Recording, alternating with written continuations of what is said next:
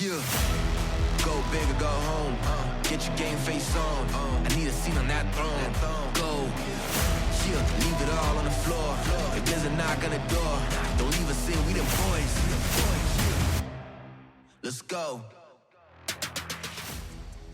This is Go Big or Go Home. Joshua Perry, Ahmed Fareed, Matt Cassel in our bunker in South Bend at Notre Dame Stadium. Yes.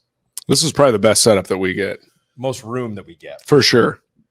Broadcast like a champion today. I think we might have done that. I think we did that throughout the day. We just have to finish the job. All right, so finishing the job entails talking about all the Big Ten games for this week, but also our honorary Big Ten teams. Sure. Notre Dame, honorary Big Ten team. USC will be a Big Ten team next year, so that one makes total sense. And actually, we'll dip into a little bit of Oregon and Washington as well. So that's a little tease of what we have to come here. It's our promise each and every week to you that we will talk about every game in the Big Ten and plus a couple here. So let's just start with the game that we were at. We just saw it. And I'm not going to act like I'm some expert, but I did come into South Bend this weekend with Notre Dame taking on the number 10 team in the country, USC. And I said, I think Notre Dame's going to win by 2 touchdowns. So you're an expert. So I'm an expert now. No, they won by a lot more than that. Actually, that's true. I was way off. I was like 2 touchdowns off. Matt, this is your alma mater. It was. They came to South Bend. This is a big rivalry, the biggest intersectional rivalry in college football, they say. And they lose 48-20, and they make Caleb Williams look human, the reigning Heisman Trophy winner. Sacked him, I think, 8 times, 3 interceptions. I mean, how they sacked him? Yep, they sacked him 6 times, and I think they had like 10 tackles for loss in this game. 11 tackles for loss in this game. You know, and you got to give credit to Al Golden, the defense coordinator for Notre Dame, right? He had a plan to contain Caleb Williams, to make him uncomfortable all game long, to try to make him play within the pocket and not let him escape, and had a plan in rush lanes and everything else. And it was executed beautifully. And you saw it in the first half. First interception happens, sets up an easy touchdown. Second interception, they get a tip ball, but at the same time, defensive coverage on the back end I thought was solid all day long. And then the third, once again, what happens when you start to feel that pressure and the sense of urgency goes up, and then all of a sudden you have a guy like Caleb Williams that's used to making those plays. He forces the ball downfield once again, sets them up, and they capitalize on every one of those. So the defensive unit for Notre Dame really, to me, was a story of the game, because they set their offense up with opportunities to score every single time. Yeah, and it's interesting because I do think they were the story of the game, and everybody has a game plan coming in. And we had talked earlier in the week about what you kind of try to do to contain Caleb. And then, you know, I sat in coaches' meetings this week, and Al Golden described the plan. I thought it was a really good plan. Every plan sounds pretty good on paper. True statement. You got to go out there and actually execute it. And they did to perfection. And you talked about the rush plan, and I thought that was the most important thing that they had to achieve, and they did that. But one of the things that Al Golden talked about was he believed that they had guys in that secondary who he could put in man-to-man situations and they could win. And they did. And there were some penalties in there, of course, because USC's got really good players and they're going to catch some balls. But, like, majority of those battles, they won them. And I think that is the biggest part. Like, you know, we talk about football as a complementary sport. And I think even on the sides of the ball, it is very complementary, where the rush has to help out the secondary. The secondary's got to give time for the rush to get there. And then you make a bigger picture for this game. Is the defense set up the offense to be able to score points on a short field against a defense in USC that was struggling? You have a special teams touchdown as an answer to USC going down and having a big special teams play and scoring themselves. Like, that is the way that you're able to dominate a team like USC. They executed everything they needed to perfection. And I have to point out, look, Xavier Watts today, the dude showed up to play. It might have been the greatest defensive game in Notre Dame history. Like, dude was balling. I mean, dude was balling. Interceptions. Two interceptions. Scoop and score, that forced fumble that he created. And then, what was it, the fumble recovery at the end there? I think he forced a fumble at the end, but that's all time. Yep. Especially from that position. I mean, that it just showed up to played out in the biggest game. I mean, you've got to feel good for him, because that's a big moment for him. This is the rivalry games too, right, buddy? You got to show up, and these are legacies that people are going to remember his performance tonight. Where legends are made, right? Like, I don't want to overstate it, but to your point, if you're going to ball out like that, I mean, this is a perfect game to do it. You're saying doing it against Central Michigan doesn't quite have it the doesn't same feel effect. the same as doing it against the reigning Heisman Trophy winner in USC. Right. But I bring that to people's attention because a lot of time we concentrate on the skill players. We try to concentrate on the quarterback. We try to concentrate on the running back or a guy that has a big day at the wide receiver position. But rarely do you sit there and watch a guy take over a game from the safety position. Yeah. And I will say too, and this won't be the first time I say it on this show today, I think that possessing the football is the most important aspect of the game. And from a defensive standpoint, you have opportunities. It's first off by getting stops and keeping drives short. Right. The second thing is by taking the freaking football away and giving it right to your offense. Right. Or just scoring on defense. And all of those things occurred. Right. It was possessing the ball, though. This is the crazy thing. You look at the team stats for this game. It's insane. USC won time of possession handily in this one. 35 minutes almost. Notre Dame had it for 25 minutes. You look at total yards. USC won 302 to 251. You look at first downs. They had 10 more first downs than Notre Dame. But the sacks, the negative plays, and the turnovers, it was all, you add that all up, and it's a blowout the other way. I mean, listen, when you go one play drive for 2 yards, it took 3 seconds off the clock, time possession don't matter, right? Mm-hmm. The idea is your offense has the ball with the chance to do something with it, and that's where Notre Dame ended up for most of the game. And it wasn't that the USC defense, I know that they're going to catch hell for no reason. They're going to catch hell, and people are going to criticize them, and they see the 48. But look, Notre Dame once again was 3 of 10 on third down. Right? They didn't. Yeah. They didn't possess the ball. They didn't move the ball, but they were set up in great situations. 126 That's yards. what I'm saying. He hit the Chris Tyree in the third quarter. They had a special teams touchdown, and they were in the red zone all night long because of the turnovers, right? There's 2 defensive touchdowns in this, or 1 defensive touchdown in this game, 1 special teams touchdown. USC's defense actually played better than I thought that they were going to, but it was the opportunities that the defensive side of the ball gave to the Notre Dame offense. Has USC's defense held a Power 5 opponent to 250 yards in a game? No. They gave up 500 yards last week to Arizona. And so they're going to catch hell, and I understand why.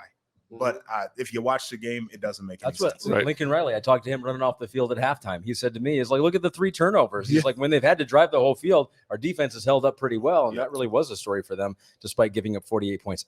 One more thing. Yes. How does this change our opinion of Caleb Williams?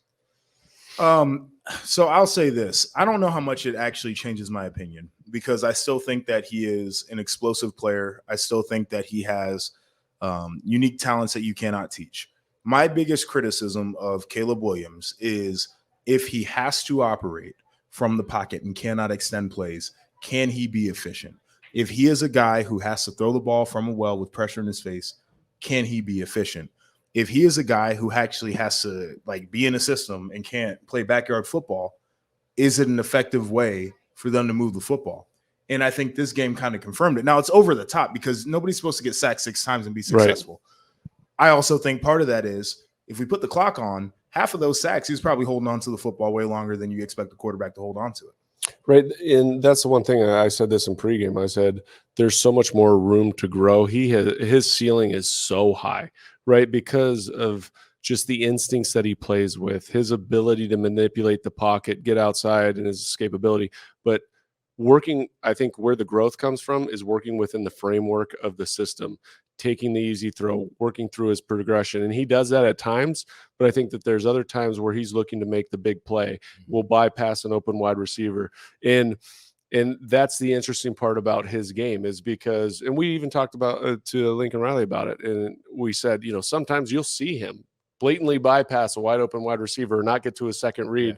And then he'll scramble around and make that big play. And you can do that against Arizona. Right. You can do that against certain teams, but against really good competition, what ends up happening is you make the plays like you did tonight, right? And so you have to be sound in that area for you to make it at the next level. Not so much here as much as it is at the next level. No doubt. So Caleb Williams no longer the Heisman favorite. He probably was going into this game, I would think. Undefeated USC. For sure. I think it might have been, the odds might have flipped to Penix before this one, but I think he was still top 2. Okay, all right. Yeah. Well, Penix is definitely He's solidly in the #1. lead here. As we transition to our other soon-to-be Big Ten teams, real quick, let's talk about Washington's come-from-behind win against Oregon. Michael Penix Jr., the late touchdown pass, they get the win. Washington stays undefeated. Oregon loses for the first time. You guys were watching the end of this game. Tell me about it. Yeah, I mean, this is another one of those where I say possession is the most important aspect of the game. And I know people are criticizing Dan Lanning for all the fourth down calls, and specifically that one was around midfield in the fourth quarter. And what I like to say to that is field goals, probably not winning that football game, like kicking a bunch of them. And punting the ball back to Washington, probably not going to help you win that football game, because Washington is an offense that can drive the length of the field. Like pinning them back doesn't do very much. And they had some drives that started, deep in their own territory, and they were able to move it. So from that aspect, I totally get it. You give your kicker a chance at the end. You miss the field goal. That's tough. Both of these teams, I think, showed me a lot, where Oregon was still pretty balanced in their approach. They had 204 rush yards, 377 through the air. Washington was who they were. But I don't know who's got the defense to stop Michael Penix Jr. first off. But also the wide receivers. Oh my god! And it's a quarterback's dream. Right? Yeah, buddy. They have so many things going for them on the offensive side of the ball. I think DeBoer is maybe one of the best, if not the best, play caller in all of college football. DeBoer, I mean, it's the most exciting offense to watch, honestly. Formationally, the diversity that they bring in, the different looks, and then the pressure that they put on a defense, because they're constantly doing pre-snap movements, right, from one side to the other, then motion a guy over. I mean, they help facilitate these guys to get open. And then not only that, but then you've got 3 wide receivers. I mean, even today, you had 4 or 5 wide receivers that all made plays that can go out on any given day and beat one-on-one opportunities. But then you set them up for their success with a talented quarterback like Michael Penix Jr. I mean, they're so much fun to watch. I mean, it's like watching a video game at times, right? It's interesting, Joshua, because we go back and forth on this. Go for it. You trust your offense, right? Go for it, guy. Well, and I get it, right? Like you trust your offense, and you've seen it throughout the course of this season, right? With Oregon, with Washington. Mm-hmm. But when you're looking at, I mean, Washington only put up 14 points in the second half. Right. No, I totally get right. that. You're at midfield. You have the lead. There's that potential where, you know what? Make him go that extra 40 yards. Make him make that one more big play to go take the lead in this game. That I get it, man. I'm on both sides of it, because for Oregon, you're like, look, I trust my offense, trust Bo Nix to make the right decision. But there's also that other side of me that's like, you know what? Make the defense make us. I mean, make that offense go 90. Make him go 80. Yeah, I'm not saying you're wrong. I'm not saying that philosophy is wrong. That's how a lot of coaches play it too. And I think it's successful when you are somebody whose philosophy is to be aggressive like that. It doesn't work unless you do it every time. Like when you talk to analytics people, they'll tell you can't pick and choose when to be an analytics guy, because the numbers don't bear out that way. In the long run, and that's what you're looking at. You're looking at a data set that's been given to you over the span of years, not just a sample size from a single game or from a couple of drives. And so basically the point is, there's a reason why I'm not coaching, because I would be that guy, but it exposes you, because you can look at everything in retrospect and say you probably could have made a different decision, which you could have. The outcome could have been differently, but I don't fault a guy for saying this is how I operate and I'm going to do it. I mean, let's be honest. Are Penix and Bo Nix 1-2 in the Heisman race? I mean, you could make a comment after a case after this game. Bo Nix played pretty well. Heck yeah, 33 of 44, 337 yards, 2 touchdowns. You're not telling me that dude's a bad quarterback, right? And so, and then the second question is, does Oregon hurt themselves in terms of their ranking, right? Washington's got to go up. This is a huge win for them. Here's where I see ranked Oregon. Opponent. One loss, they are not out of anything. Right. It's a 3-point loss to a great team. On the road. Last minute, and you set yourself up to tie the game late. And you got other games out there where if you can get wins and convincing wins, you're looking at the end of the year and saying, hey, we're right in the mix. USC was hurt the most today. They were. Out of those three teams. They were. USC was hurt the most. Because it was a definitive win. They didn't just get beat, they got beat down. And the shine was off of Notre Dame too. Yes. Particularly after last week. And USC's schedule coming up is, they got it is going. Here's my hot take for USC. Yeah. 3-loss team by the end of the year. The plan is out there. I think it's on tape now. I think people get a little bit more confidence from watching tonight and what Notre Dame did. Sure. And the teams that they still have to play, I think it's going to be an uphill battle. I mean, they play Washington. They play Oregon. I mean, these are legit teams. Even UCLA with that defensive structure that they have out there. I mean, they probably have, I know that Oregon UCLA State, struggled. they have Washington State, Oregon State. They've got a lot They of still ranked have opponents Utah. coming up. Because Utah's going to smack them in the mouth. They right? have the last 2 years. All right, That's gonna so be interesting. I still think Washington definitely a playoff contending team. Washington, Oregon's still in the mix. When the polls come out, if they're not in the top 4, I'm going to be mad. USC is going to need to do some things, win out. Yeah. And if Who they goes do out of that- the top 4 then? Ohio State's sitting there at 3. They got to win over Notre Dame, but I don't think that their resume looks as convincing as what now Washington would have. Right, I think FSU. Yeah. Oklahoma. Washington. Oklahoma to me, I feel Oklahoma like has a needs case. to be in there. And then you can do the thing with Georgia and Michigan and who have they played, but they've looked They're so going to get a good. pass right now. And they should. They've Yes. handled business. Michigan specifically. Georgia has sputtered at times, Yes. but You know, Michigan- Georgia's going to get the pass. Michigan because they won had back-to-back 17 times. yards. I mean, was it 17 yards in the I first know, quarter? it was a All right, well, nasty you know first what? quarter. Yeah, Listen, So- you want to talk about the game? guys, Sorry. you can't control who you play. Oh, wait, actually, you can control who you play in Yeah. college football. Mm. Let's get to the Big 3 and the Big 10, the actual Big 10 teams right now. We'll start with your Buckeyes, Ohio State. Okay. We had them on Peacock. You had probably a bunch of messages in your text and DMs like, oh, what's this Peacock thing? They were actually really nice because people said, "Oh man, I signed up for Peacock to watch this game, only $5.99 a month, which is a steal." And they said there's so much good content Yes. on there. And I was like, "Yeah, you're right." Best deal There's in great- streaming, great yes, content. and I It don't is, just yeah. say that because they sign my paychecks, partly because they sign my paychecks, Yes. partly because it's true. I watched Real Housewives on there. There were a lot of people watching the game earlier today, and they saw Can't stand Ohio that show. State win 41-7 at West Lafayette, kind of rainy, a little cool. Ohio State has allowed 58 points all season long. And I think, Joshua, this is a good win for them because they were down a lot of playmakers in this one. A couple running backs. Henderson did not play. You had Mayan Williams did not play. And then in the game, even more running backs got banged up. Emeka Ibuka. Emeka Ibuka did not play. Yeah. So Marvin Harrison goes over 100 yards. I mean, to score 41 against Ryan Walters' team without those guys, that's a good win. Yeah, I mean, I was satisfied with it because Satisfied. there's really good moments, and there were also a couple of struggles where I feel like they can really sell heading into Penn State that if we do these things again, we're not going to win that football game. But Kyle McCord, wet ball, right? Like threw it pretty well. I still think that he needs to drive the ball a little bit more, but I'm overall pleased that he seems to be taking steps week after week. Marvin Harrison Jr. was really big for them. I thought Xavier Johnson was really good too. And Yeah, he was. got a great story. And the running backs all stepped up, right? Chip goes down, and you're like, damn, we were top 2 guys are out, and now our number 3 guys out. Dallin Hayden comes in there and runs it pretty well. Heck yeah, he did. The offensive line looked like they were moving the line of scrimmage much better than they did a week ago, which is a good sign there. And then I thought defensively, and I've been harping on this defense, and again, it's like, the challenges will ramp up, but they have played really good ball. In the last couple of weeks, they've become more disruptive at the line of scrimmage too, in terms of getting after the quarterback. So to me, a lot of stuff to build on. I think a lot of people are in wait and see mode until after they play Penn State next week. I mean, that's going to be the real test. We know that Purdue, new head coach with Ryan Walters and everything else, and they've had up and down performances.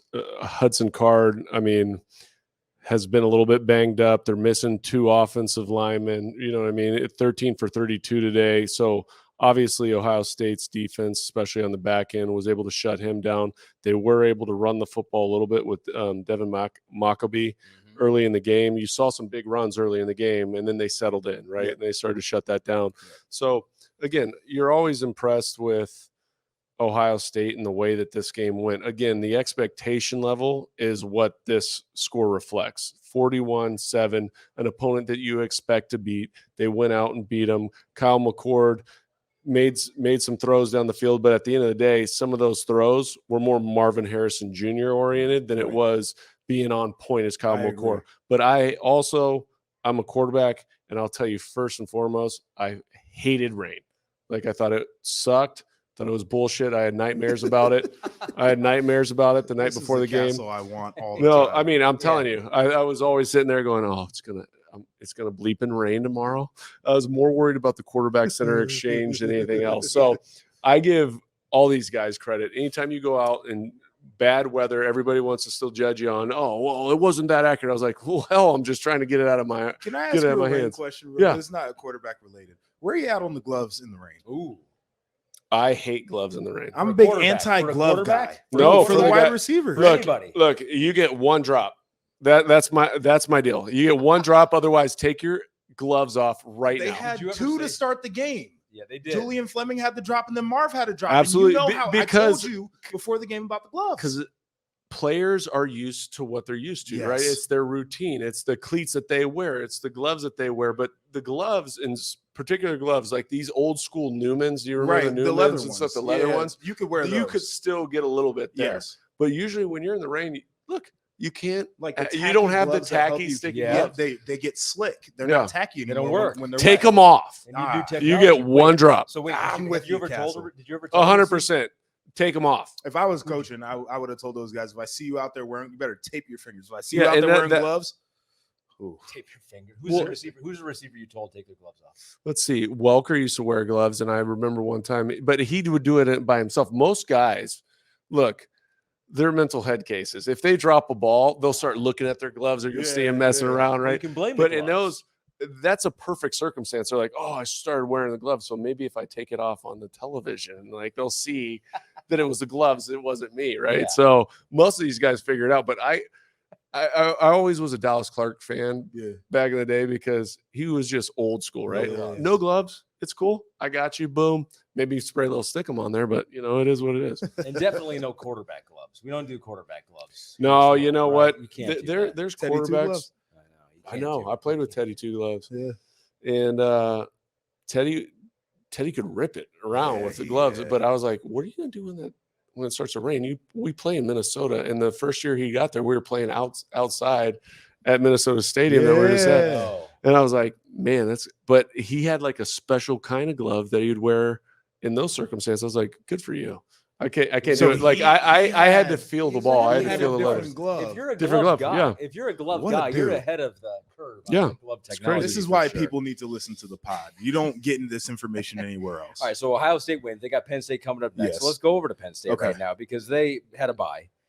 Basically, they played at UMass. Wait, they didn't play at UMass. That was at Penn State. Yes. They played Penn State at State College. 63-0 was the final score. Penn State, 11 straight wins, each by a 14-point margin of victory at least.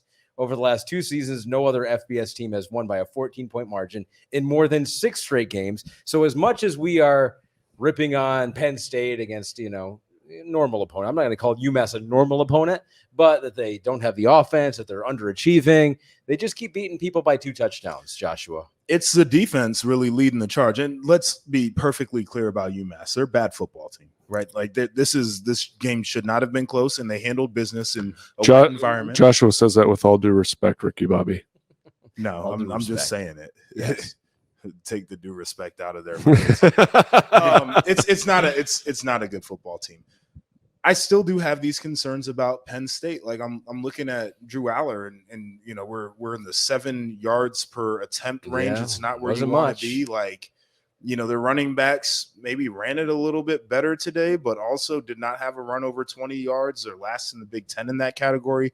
Coming into today, 10th in the Big Ten in yards per play. Like all the same things that I was seeing before, I saw against the UMass team that you feel like you could have at least stretched the field on a little bit. So again, if I was Penn State 63 points, you're not satisfied. Dog, I mean, listen, you're talking to a dude who went to a school where if you didn't win good enough, they're writing about it in the newspaper. Like standards are different here. And Penn State's in that territory where we're talking about, can they win a national title this year?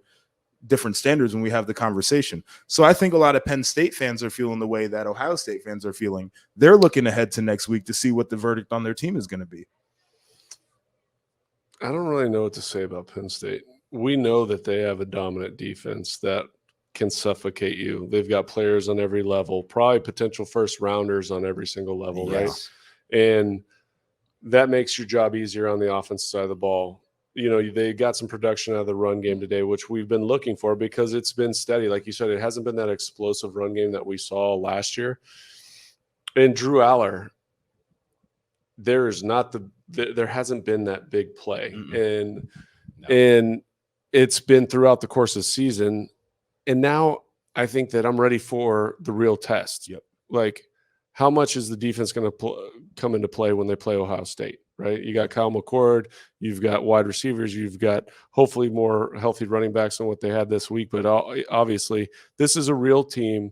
This will be full combat here. And this is where you'll really be able to diagnose and see the litmus test of where this team is. Because up to this point, I mean, I haven't been impressed with them offensively, right? But they are a complete team because defensively, ridiculous. They're real, and you can win with defense. I agree. Like, I'll ask the question here, but like, would you be shocked if next week in Columbus it was a 13-10? No, not at all. 100%. Like, no. I wouldn't be either. Not at all. It's not going to be a shootout. I promise you that. I don't think it's going to. If it is, I'll be shocked. In college football, we've learned anything can happen, but it feels like this is going to be a 17-14 to 17-10 type of game. I'll call right now. I don't think the over/under is in the 40s. Yeah, I think it's in the 30s. Yeah, right. Next week, which is wild. Be a great game. Yeah. I can't wait to see it. So Michigan's the other one of the top three, maybe the best team in the Big Ten. They got a win over Indiana, 52-7. Michigan now has won 19 straight Big Ten games, matching a school record they set back through 1990, 1992. J.J. McCarthy, 3 touchdowns. Blake Corum has 2 touchdowns, only running for 52 yards. It was close early. Every game is close early. It starts out 0-0.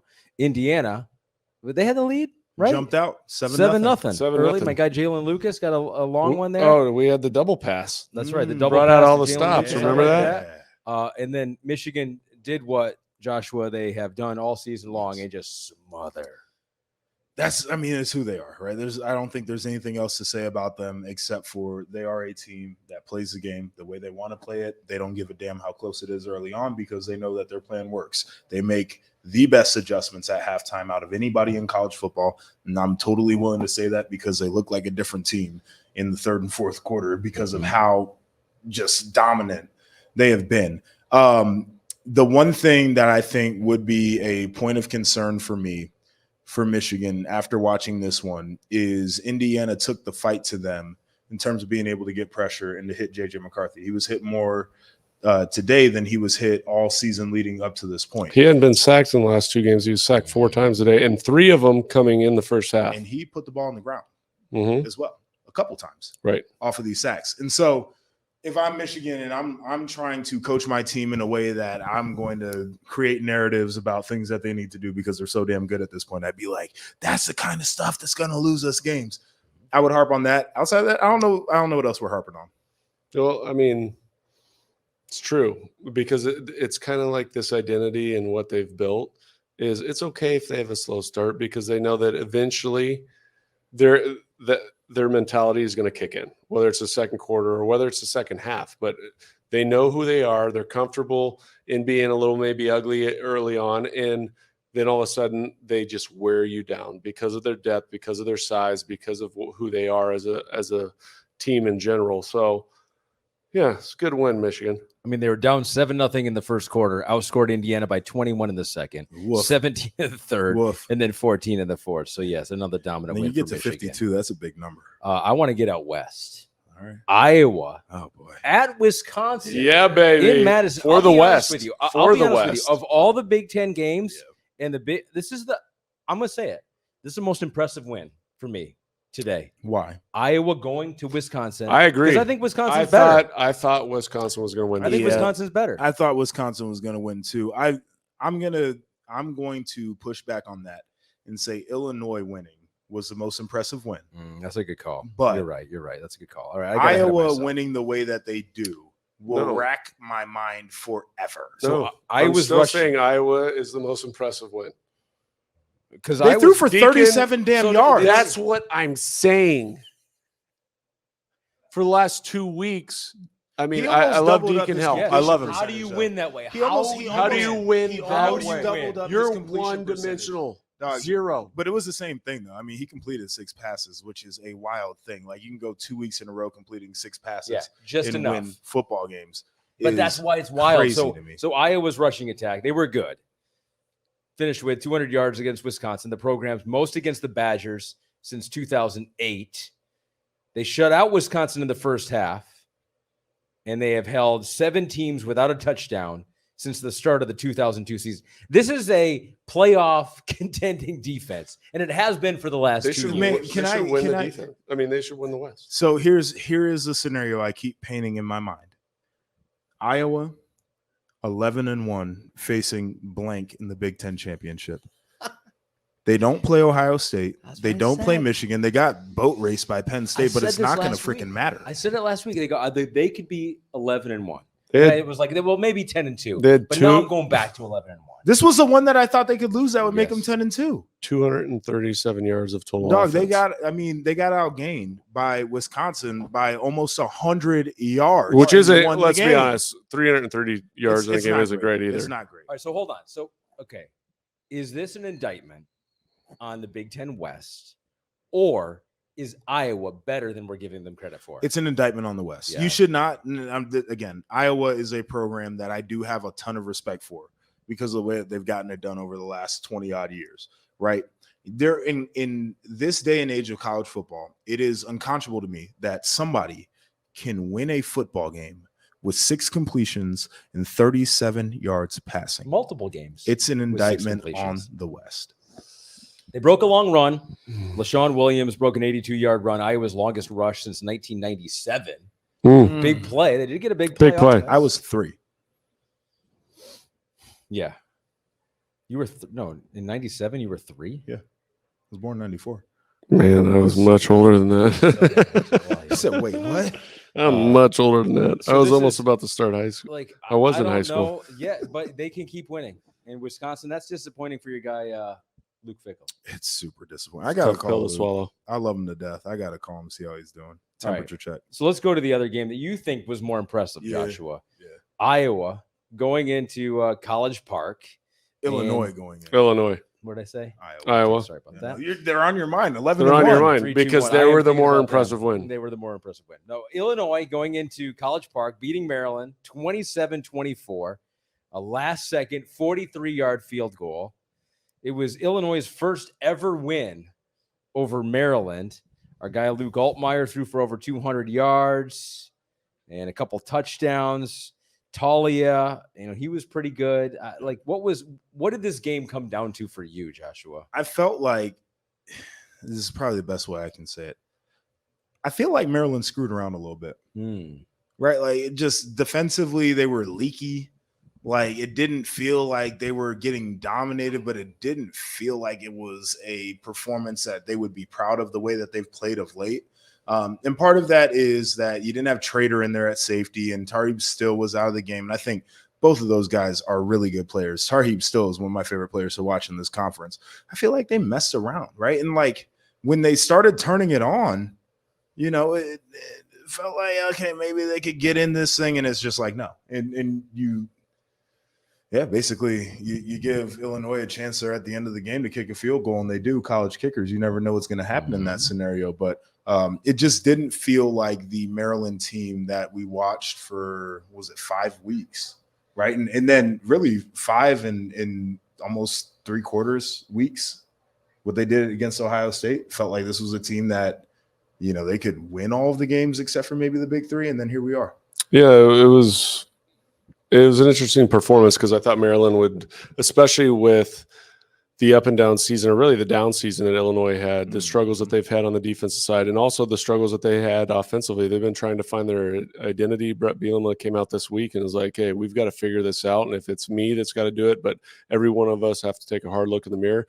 But then to watch Illinois come out in the first series, go down, score a touchdown, right? In their first series, in the first possession of them getting the ball, was encouraging, I think, to this team, because in the first 6 games of the season, they scored, I think, a total of 10 points in the first quarter, let alone to be able to go down and score. Then at the end of the half, to able to get the fumble recovery, go down, score put another touchdown on the board at the end of the half, then come out in halftime, go touchdown field goal. That's an encouraging sign for Illinois, because I don't think anybody anticipated them falling to where they have this season. Yes. I thought they were going to be much more competitive on a consistent basis, but they haven't been. But to see the offense finally start to get some consistency, which they haven't had, because I felt like they've been able to move the ball, but then it's a turnover here. Yes. Or it's some stupid player penalty. Yes. And defensively haven't held up like we've anticipated. But to see them perform the way that they did today, it's good for Brett Bielema. It's good for this team. In Maryland, yes, I anticipated them winning, but they didn't come to play and they didn't finish out the game. Yeah, I also think in terms of Brett Bielema too, there were a couple moments in that game where I thought he managed it from the sideline really well, like situational football moments. And I've always said that I thought he was a really good ball coach. And it's just like his roster right now he's got to rebuild that thing a little bit. They lost a ton from a year ago. They did. Right. Yeah. But like the idea of him being able to manage his team into successful situations from the sideline is why I keep going back to he's a good ball coach. Right. And they're also without Reggie Love today too. Dude, that's tough. I mean, you had already lost your second and third backs during spring ball and throughout the course of the year or whatever it was. But then you're down to basically your fourth and fifth back, a freshman and a redshirt freshman. I mean, and they went out and performed really well, and they were still able to get the win. That's a big win for them. And he played well, and then Altmaier was the second leading rusher in the game. Yeah. So Tyler Strain played well in the secondary too. I was watching a little bit of the game, and he had a couple of good pass defenses. So they lost a lot in the secondary. Maybe he can be part of the rebuild back there in the defensive back area. All right, one more game to talk about. Sure. We hope that Sparty is spoiler. I'm gonna call him spoiler Sparty because we have them against Ohio State. We have them against Penn State. We have them against Michigan coming up next week. Are you actively rooting for a team? I want them to be competitive because we have them 3 times in our next 6 games. Right on. So We'll we need enjoy all the Sparty to times. make these games. And they made it a game against Rutgers. In fact, they were up 24-6 entering the fourth quarter. 18 points, right? Yeah. So did you say that one more time? 18 points? 18 points, right? Mhm. Up 18 points. Just want to make then, sure. Special teams errors galore. Drop snap, recovered in the end zone for Rutgers, touchdown there, and then a kickoff. It was like the onside kick basically is what it turned into. I know, they just like flew it up there, and the returner was just like, "Oh, I don't need to." Yeah, somebody else fair catch that, brother. So some huge. This is not a punt. This is a live ball. You need to get on this. Huge mistakes in the fourth quarter for special teams for Sparty cost him the game. But I'll tell you what, my guy, Kyle Monungai, I jinxed him last week by coming into the truck and being like, he's the best running back in the Big Ten. You did. He's back. He is back to being the best running back in the Big Ten. 24 carries, 148 yards, a touchdown, 6 yards a carry. So, Matt, what do you make of Rutgers coming back, showing some nerve at home there and beating Michigan State? I'm happy for Coach Giano and what he's done with this program. I mean, obviously, when you look at the Rutgers program in general, you think of them as kind of the battering ram for the East, right? And you say, can they be able to compete year in, year out? But the start that they've had to this season, the fight that they've continued to show with maybe not the same depth, maybe not the same talent as some of these other teams. I mean, this team has got some special players. You talk about Monungai. He's been outstanding. I think the defense has played well. They have. At the end of the day, though, they shouldn't have won this game. This is more on Michigan State than it is on the Rutgers playing extraordinarily well. I agree with that, but there's always a but in there. I mean, you're up 18 points, bud. I know, but just the idea that special teams is going to be the catalyst for you to fall apart leads me to say things like they were the better team because they were better in those situations. Right? They recovered a muff punt, then they didn't. But good teams don't muff the snap. But we're not saying Michigan State's a good team. Well, I'm saying that Rutgers was the better coach team all along, and so they're able to capitalize on the whole season. Is all along. Sparty is finding ways to lose. Yes, they're able to capitalize on that stuff. Like fighting to the end in that game, most teams would have mailed it in. You're down by 18 in the fourth. They'd have packed it up, not them. This is a team, I feel like, I've talked about this before. It's a race to 6 games for Rutgers every year. Can we go They bowling? might get there. 5-2 right now. It's not might. I think they're getting there. They're going bowling this year. And I think that's a part of their calculus too, is like, I think they have a little bit more urgency in a situation like that than a locker room that's kind of falling apart with the interim coach and everything. Even though we love Harlan Barnett, it's just a tough spot. So Matt's point is that they tried to mail it in, and Michigan State didn't let them. Right. Michigan State didn't let them. And somebody's got to fall in the ball in the end zone. Like, the other storyline in this game also is that Noah Kim was not the starter today. It was Caden Hauser. Caden Hauser actually started this game, and for three quarters, gave him a little bit of a spark, threw 2 touchdowns, ran another one.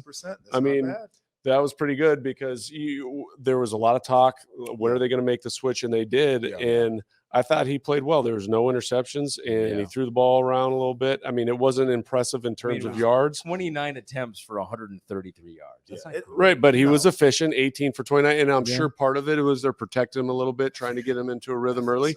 But at the end of the day, when you throw 2 touchdown passes, the biggest part that Michigan State has suffered from has been the turnovers, right?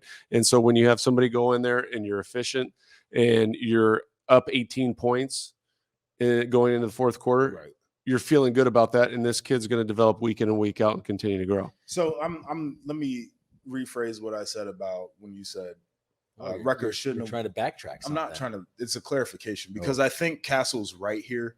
I guess what I was getting at is sometimes better teams win games they're not supposed to win. Mm-hmm. And I think Rutgers is a better team than Michigan State.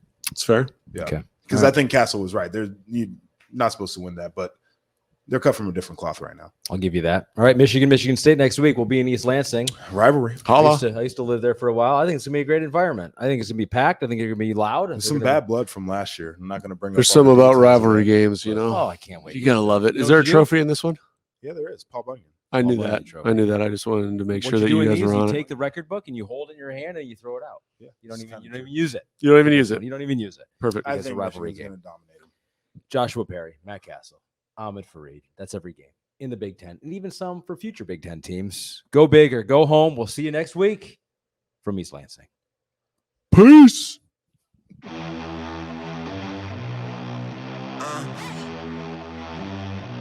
Go big or go home.